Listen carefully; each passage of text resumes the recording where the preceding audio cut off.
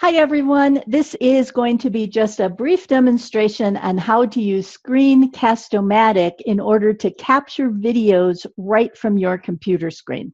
So the first thing you need to do, of course, is to go to Screencast-o-matic.com. And once you do that, you can go ahead and click Launch Recorder. Now, the first time that you launch the recorder, it's going to download a little something to your computer, but because it's already been downloaded on mine, it goes ahead and just starts Screencast-o-matic. Now, I'm going to go ahead and get rid of this window here. Now, Screencast-o-matic, there's a couple of things that you need to know, and that's about it. So the first thing is whatever is inside this box is what's going to get recorded. So you'll make this box bigger or smaller depending on how much or how little of your screen you want to record. So in order to make it bigger, just click and drag on any of the corners. In order to make it smaller, you do the same sort of thing. Now you'll notice that it gives you a record box and it shows you that you can record just the screen, which is what we're doing now, which is why it's highlighted. You can also record just a webcam if you have a webcam, or you can record both the screen and the webcam. Now you'll also notice the maximum time is 15 minutes. With the free version, that is all the longer that you are allowed to record. You'll see it gives you what the size of your box is. So right now our box is 892 by 718. You'll see if I change the size, now it's 698 by 730. So it just lets you know the size of your box.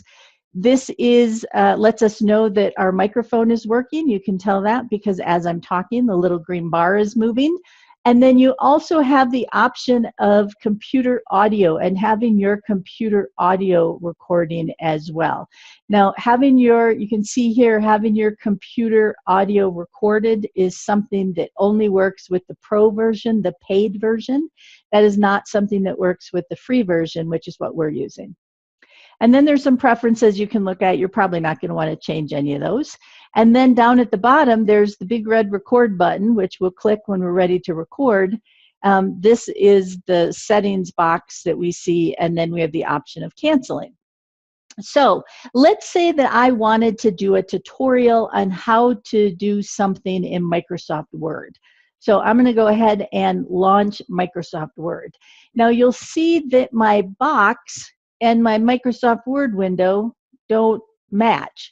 And remember, what's going to get recorded is what is in that box. So right now it's going to record a little of my computer background, this much of Microsoft Word, and then this part of Microsoft Word is going to be cut off and not recorded.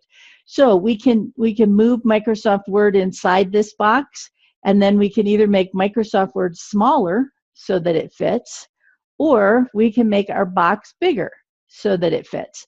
So it's really just up to you, but the bottom line is you want to make sure that whatever is inside your recording box is the only thing that you want recording. So again, if my Microsoft Word was only this big, well, you don't want to see in your recording all this extra desktop. All you want to see is Microsoft Word. So you'll just fill it up like that. All right, I'm going to do a little sample recording just so we can see how this works. So I'm going to go ahead and click the red record button, and you'll see it counts me down. Hi, this is Robin, and I am doing a brief tutorial on Microsoft Word. So one thing I want to draw your attention to are the menus at the top of the page. We talked about those in a previous tutorial. And I also want to show you quickly how to edit. So you'll see this sentence says one of the terrific things about Microsoft Word. I'm going to change that to one of the wonderful things about Microsoft Word. All right, I'm going to go ahead and stop that. So that was not a very inspired tutorial, but it's enough to give you an idea of how this works. So you'll notice that once I press the pause button, it shows me how long it is. It's 28 seconds. I have the option of deleting it. If I didn't like what I did, I could start over, or I could say I'm done and ready to publish it. So I'm going to go ahead and click done. And once you click done, you have a couple of options. You'll see over here, you can choose how you're going to save the file.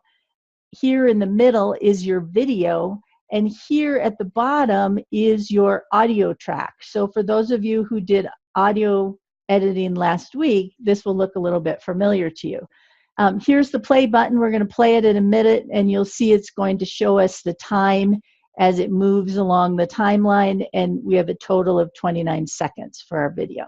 So I'm going to click the play button, and you're not going to hear the audio, but you are going to see in the video everything that I just did. So I went across the menus.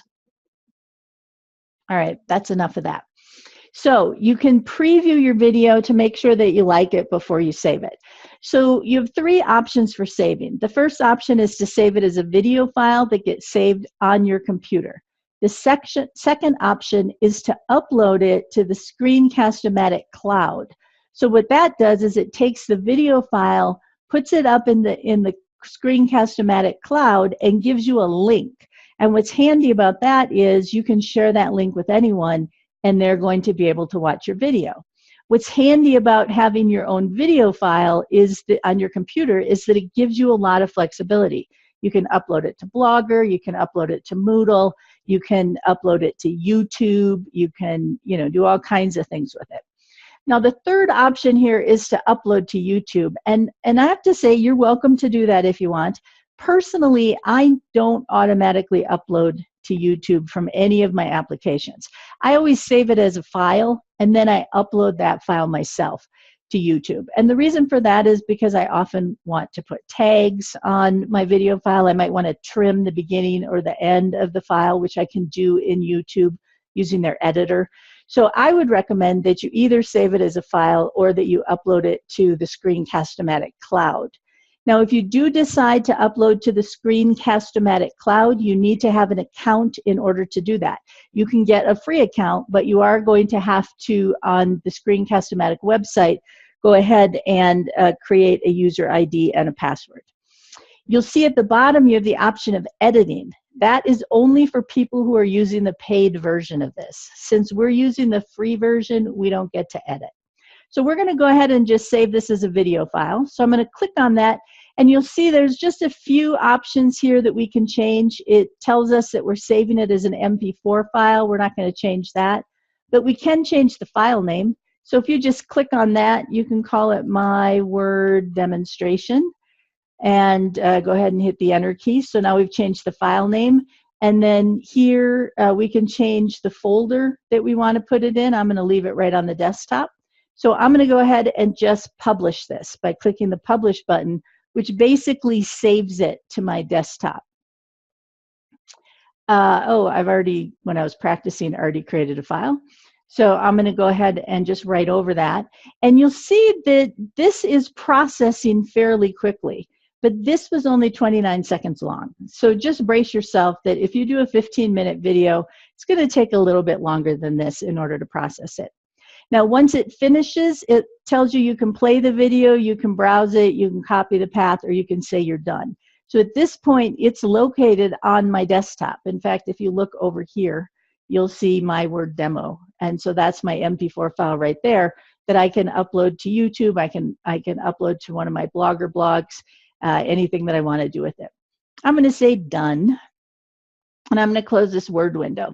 So one more thing before we go is I do want to also just remind you that you can record PowerPoint presentations.